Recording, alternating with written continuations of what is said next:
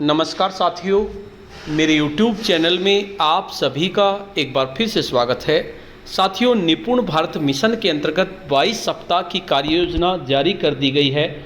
आज की इस वीडियो में हम जानेंगे कि पहले सप्ताह के तीसरे दिन अर्थात 3/8/2022 को कक्षा 2 के बच्चों को भाषा और गणित में क्या क्या कार्य कराना है। वीडियो को शुरू करने से पहले मैं आपको बता देना चाहता हूं, अगर आप चाहते हैं इस तरह की इन्फॉर्मेटिव वीडियो आपको एक प्लेटफार्म पर मिले तो उसके लिए मैंने इन्फॉर्मेटिव वीडियो व्हाट्सएप ग्रुप और इन्फॉर्मेटिव वीडियो टेलीग्राम ग्रुप बनाए हुए हैं। आप चाहें तो मेरे ग्रुप से जुड़ सकते हैं। ग्रुप का लिंक आपको वीडियो के डिस्क्रिप्शन बॉक्स में मिल जाएगा, जिस पर क्लिक करके आप मेरे ग्रुप से जुड़ सकते हैं। देखिए, भाषा के अंतर्गत आपको तीसरे दिन भी अनुदेशनात्मक कार्य करना है, जिसके अंतर्गत शिक्षण योजना पे कार्य करना है, कार्यपत्रक भराना है और अभ्यास गतिविधि आपको करानी है। आप इन लिंक से मॉड्यूल को डाउनलोड भी कर सकते हैं, ये आपको वीडियो के डिस्क्रिप्शन बॉक्स में मिल जाएंगे। आपको सबसे पहले आधारशिला क्रियान्वयन संदर्शिका कक्षा 2 पर कार्य करना है। इसमें सबसे पहले प्रथम कालांश में अपनी भाषा में अनुभव साझा करना। इसमें आपको अपने परिवार के बारे में चर्चा करनी है। तैयारी और सामग्री के अंतर्गत आपको स्थानीय कविता चाहिए। चर्चा में उपयोग में लाने के लिए बंद और खुले छोर के प्रश्नों का चयन करना है। शिक्षक के लिए मुख्य बातों में अनुभव पर चर्चा के लिए अपने उदाहरण को सरल रखें। बच्चों की बातों को ध्यान से सुने और यदि कोई बच्चा नहीं बोल पा रहा है तो उसे बोलने के लिए प्रेरित करें। सबसे पहले बच्चों के अनुभव पर आपको चर्चा करनी है। इसमें 20 से 25 मिनट लगेंगी। कक्षा में सौहार्दपूर्ण वातावरण बनाने के लिए आप बच्चों के साथ कोई स्थानीय कविता या गीत पूरे हाव भाव के साथ गाएं। इसके लिए 5 से 7 मिनट दें। सभी बच्चों को एक गोल घेरे में बैठा दें ताकि वे एक दूसरे को आसानी से देख सकें। आप सभी बच्चों के साथ उनके परिवार से संबंधित कल हुई चर्चा को दोहराएं और अपने कुछ नए अनुभव बच्चों के साथ साझा करें। जैसे घर के कार्यों को करने में कौन किसकी सहायता करता है, आप किसकी सहायता करते हो और कैसे, आपकी सहायता कौन करता है और किन कार्यों को करने के लिए आप अपने घर के लोगों से सलाह लेते हैं या घर के लोग आपकी सलाह लेते हैं आदि। इसके बाद एक एक करके सभी बच्चों से उक्त बिंदु पर उनके अनुभव बताने को कहें और अन्य बच्चों से ध्यान से सुनने को कहें। कुछ तर्क, अनुमान और कल्पना पर आधारित प्रश्न भी पूछे जा सकते हैं। जैसे यदि एक दिन के लिए आपके पिताजी माताजी की जगह आपको रखा जाए तो आप क्या क्या करेंगे। बच्चों से उसके परिवार में से उनकी पसंद के किसी सदस्य का अभिनव करने को भी कह सकते हैं। अनुभव सुनाने के दौरान यदि बच्चे अपनी तरफ से नए बिंदुओं को जोड़ते हैं तो उनका प्रोत्साहन करें। सभी बच्चों को कम से कम 2 से 3 वाक्य बोलने के लिए प्रेरित करें। उसके बाद आपको लेखन कार्य कराना है। सभी बच्चों से अपनी पसंद के किसी भी खेल या खेल सामग्री का चित्र बनाने के लिए कहें। यहाँ चित्र बनाने का उद्देश्य आड़ी टेढ़ी रेखाओं को खींचकर या बनाकर अपने मन की बात को अभिव्यक्त कर पाना है। बच्चों को उनके द्वारा बनाए गए चित्र को अपने साथी को दिखाने और उस पर थोड़ी बातचीत करने को कहें। इस दौरान आप घूम घूम कर उनकी आपस की बातचीत को सुनें। फिर किन्हीं 3-4 बच्चों को सभी के लिए अपने चित्र पर बातचीत करने को कहें। बच्चों के द्वारा जैसा भी चित्र बनाया गया है उसकी प्रशंसा करें। कक्षा की किसी दीवार पर बच्चों के कार्य को लटका दें। आपको अपनी शिक्षण प्रक्रिया की समीक्षा भी करनी है। क्या सभी बच्चों ने इस गतिविधि में सक्रिय रूप से भाग लिया? यदि कुछ बच्चे सक्रिय रूप से इस गतिविधि में भाग नहीं कर पा रहे हैं तो उनकी पहचान करें और आगे की चर्चा में अधिक मौके देने का उन्हें प्रयास करें। दूसरे कालांश में आपको अलग अलग ध्वनियों की पहचान करनी है, जिसके अंतर्गत आपको वाहनों की आवाज़ को पहचानना बच्चों को सिखाना है। इसके लिए आपको कागज़ की एक गेंद चाहिए, कार्य पुस्तिका चाहिए और साधारण वाहनों के नामों का चयन आपको खुद करना है। शिक्षक के लिए मुख्य बातें होंगी। कार्य पुस्तिका पर कार्य करने के लिए निर्देश बच्चों को उदाहरण सहित दें। बच्चों को आपस में मिलकर कार्य करने के मौके दें और प्रोत्साहित करें। सबसे पहले आपको ध्वनि जागरूकता के अंतर्गत कालांश की शुरुआत आप किसी छोटी सी कविता से करें। बच्चों को चलने फिरने, उठने बैठने का मौका दें। इसके लिए 5 से 7 मिनट का समय दें। फिर आप सभी बच्चों को गोल घेरे में आराम से बिठा दें और सहज कर लें। बच्चों को बताएं कि आप उनमें से किसी एक को एक गेंद देंगे और ताली बजाएंगे। जब तक ताली बजती रहेगी तब तक बच्चे गेंद को अगले बच्चे की ओर बढ़ाते रहेंगे। जब आप ताली बजाना बंद करेंगे उस समय गेंद जिस बच्चे के हाथ में होगी आप उसे किसी वाहन का नाम बोलें। बच्चे को उस वाहन की आवाज़ निकालनी होगी। बाकी सभी बच्चे भी वही आवाज़ निकालेंगे। ध्यान दें कि आप जिन वाहनों के नामों का चयन करें वे साधारण हों और ऐसे हों जिनके बारे में बच्चे जानते हों। शुरुआत में आप भी 1-2 वाहनों की आवाज़ निकाल कर बताएं। इसी प्रकार इस प्रक्रिया को करते रहें जब तक कि सभी बच्चों को मौके नहीं मिल जाएं। अंत में सभी बच्चों से सामान्य बातचीत भी करें, जैसे बच्चों ने इस वाहन को कहाँ देखा है, क्या उन्होंने इन वाहनों से कभी यात्रा की है, यदि हाँ तो कब। उसके बाद आपको लेखन कार्य कराना है। सभी बच्चों से कार्य पुस्तिका के पार्ट 3 पर कार्य करने को कहें। बच्चों को कार्य पुस्तिका कार्य करने से संबंधित निर्देश दें। हो सकता है आपको एक से अधिक बार भी निर्देश देने पड़े। जब बच्चे कार्य पुस्तिका पर कार्य कर रहे हों तो कक्षा में घूम घूम कर उनके कार्य का अवलोकन करें और आवश्यकता के अनुसार उनकी सहायता करें। बच्चों से किए गए कार्य को दिखाने को कहें और उनकी प्रशंसा करें। इसके साथ साथ आपको शिक्षण प्रक्रिया की समीक्षा भी करनी है। क्या सभी बच्चों ने कार्य पुस्तिका कार्य पूरी तरह से किया है। जिन बच्चों को कार्य करने में परेशानी हो रही है उनकी पहचान करें, उनसे बातचीत करें, उनको प्रोत्साहन दें। अब बात करते हैं कालांश 3 में आपको क्या करना है। साझा और लोगोग्राफिक पठन बच्चों को कराना है, बिग बुक से पठन कराना है। इसके लिए तैयारी और सामग्री आपको बिग बुक चाहिए, उसकी कहानी आपको चिड़िया पढ़ानी है। शिक्षक के लिए मुख्य बात है बच्चों को अपनी भाषा में अपनी बात कहने के भरपूर मौके दें। साझा पठन के लिए सभी बच्चों को प्रोत्साहित करें। अब हम 40 मिनट का ये पीरियड होगा, इसमें बिग बुक से पठन कराना है। कालांश की शुरुआत आप किसी छोटी कविता से करें। बच्चों को चलने फिरने उठने बैठने का मौका दें। इसके लिए 5 से 7 मिनट का समय दें।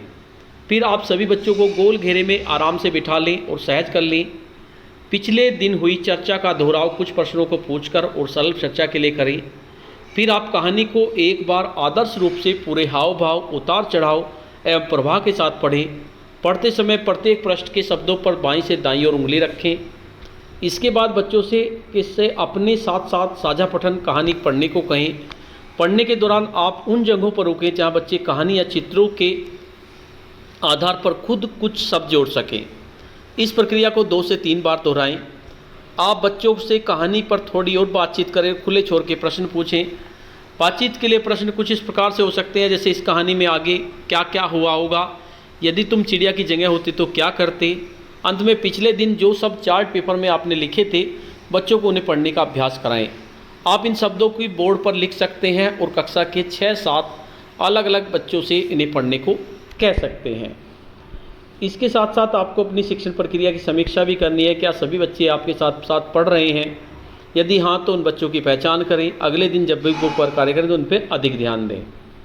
अब आपको कार्य पुस्तिका किसलव 2 पर कार्य करना है। इसमें आपको पार्ट 3 बच्चों को कराना है, बिंदुओं को मिलाना है। देखिए पत्तियां दी गई हैं, पत्तियों के बिंदु दिए गए हैं, इनको मिलाकर बच्चे पत्तियां बनाएंगे, फूल बनाएंगे।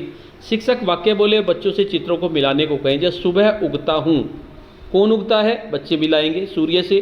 रंग बिरंगी हूँ, कौन है, बच्चे तितलियाँ बता देंगे। रात में दिखता हूँ, क्या दिखते हैं, चांद तारे। नाचता हूँ, मोर पे निशान लगा देंगे। सभी भारी चीज़ पर गोला बनाएं, जो भी भारी चीज़ है इन चारों में से उन पे गोला बनाएं, बच्चों से कहें। तो इस तरह से आपको भाषा में कार्य कराना है। इसके साथ साथ आपको गणित में भी अनुदेशनात्मक कार्य कराना है तीसरे दिन, जिसमें शिक्षण योजना, कार्यपत्रक और अभ्यास गतिविधि पर आपको कार्य कराना है। इसके लिए आप लिंक भी दिए गए हैं, इनको आप डाउनलोड भी कर सकते हैं। पहले सप्ताह की सभी लिंक मैंने वीडियो के डिस्क्रिप्शन बॉक्स में डाल दिए हैं, वहाँ से आप इसको डाउनलोड कर लीजिए। अब बात करते हैं कि आधारशिला क्रियान्वयन संदर्शिका गणित में आपको क्या कार्य कराना है। इसमें आपको शिक्षण योजना नंबर 3 बच्चों को करानी है। छोटा बड़ा की समझ बना सके, इसके लिए संसाधन, गेंद और अन्य परिवेश की सामग्री, नए शब्द, छोटा और बड़ा। पूर्व ज्ञान बच्चों को होने चाहिए कि उन्हें अपने परिवेश की वस्तुओं को पहचानना भी जानते हो। सामान्य भूल करेंगे बच्चे इसमें। बच्चे बातचीत में बिना सही अर्थ के छोटा बड़ा का उपयोग करते हैं। सबसे पहले परिचय कराएंगे, मैं करूं। शिक्षक कक्षा की शुरुआत इस कविता से करेंगे। रात में टिम टिम करते तारे, लगते हमको कितने प्यारे। चंदा मामा बड़े निराले, घटते बढ़ते रहने वाले। पूछे रात में आपने आसमान में क्या क्या देखा है, बच्चे बताएंगे।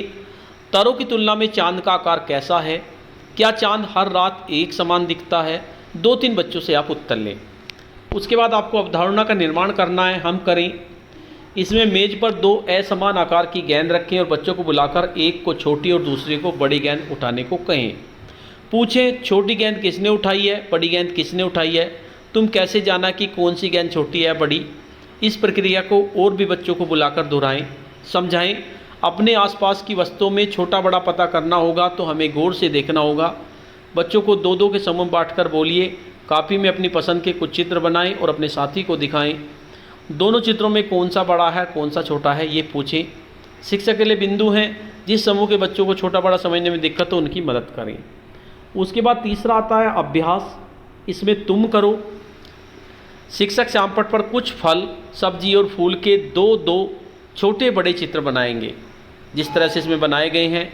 कौन सी सब्जी बड़ी है, कौन सा फल बड़ा है, ऐसी कौन सी चीज़ बताओ जो आज तुमने कक्षा में सीखी। इस तरह से आप देखेंगे कि क्या 70% छात्रों ने प्रश्नों के सही जवाब दिए। अगर सही जवाब दिए तो कार्यपुस्तिका का कार्यपत्रक सप्ताह 1 का तीसरा कराएंगे, जो पृष्ठ 15 पर दिया गया है, और नहीं तो शिक्षण योजना को दोबारा दोहराएंगे। कार्यपत्रक पूरा करने के बाद संदर्शिका का अभ्यास गतिविधि, तीसरी गतिविधि कराएंगे, जो पृष्ठ 40 पे दी गई है। देखिए हम देखते हैं कौन कौन सी गतिविधि है। ये है हमारी तीसरी गतिविधि, छोटा बड़ा की समझ बना सकें। इसमें संसाधन चाहिए फुटबॉल, क्रिकेट, गेंद, कंचा, मटर के दाने। कक्षा के बच्चों को छोटे छोटे समूह बांट दें, हर समूह को फुटबॉल, क्रिकेट, गेंद, कंचा, मटर के दाने दें। शिक्षक बारी बारी से सभी समूह से पूछे कौन सी गेंद सबसे बड़ी है, सबसे छोटी गोल वस्तु क्या है। सभी समूह के बच्चे चर्चा करें कि कौन सी चीज़ छोटी है और कौन सी चीज़ बड़ी है। उसके बाद शिक्षक फुटबॉल दिखाकर पूछे कक्षा में कौन सी चीज़ फुटबॉल से बड़ी है और कौन सी चीज़ उससे छोटी है। शिक्षक कक्ष में उपलब्ध वस्तुओं के साथ ही छोटी बड़ी वस्तुओं की पहचान कराएं। शिक्षक कक्षा में से कोई भी 2 चीज़ों को उठाकर पूछें इनमें से कौन सी चीज़ छोटी है और कौन सी चीज़ बड़ी है। बच्चों से उनके जवाब का आधार जरूर पूछें और आधार बताने में उसकी सहायता करें। जैसे बच्चों के लिए प्रश्न, क्या तुम एक छोटे और बड़े फूल का चित्र बना सकते हो?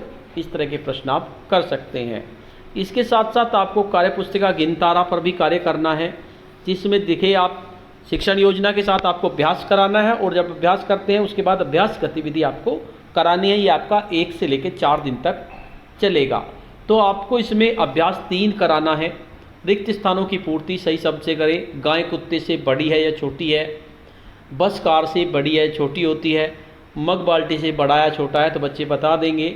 रिक्त स्थानों की पूर्ति सही शब्द से करें। मैं छोटी हूँ इसलिए कौन से रंग की है, ये कपड़ा मेरा है।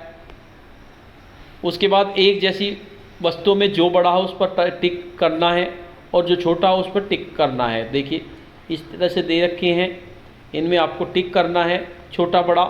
गलत पर और सही पर टिक करना है, छोटा है या बड़ा है। इस तरह से बच्चे इसको करेंगे।